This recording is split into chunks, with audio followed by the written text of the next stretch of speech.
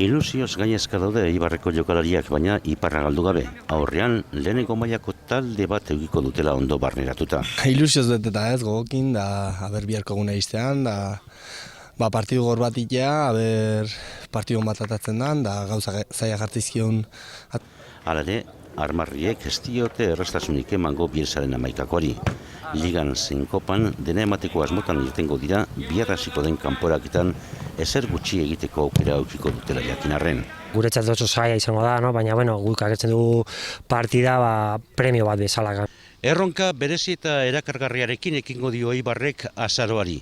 Bihar hemen Ipuruan eguerdian Atletik hartuko du, kopako kanporaketari dagokion partiduan.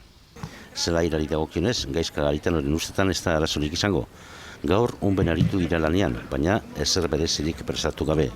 Betiko Eibar izango da, baina ez iazko Atletik berbera. Partidu bat irabazte behar dute konfiantza hartzeko, eta igual hau izaten nahiko dukete ez.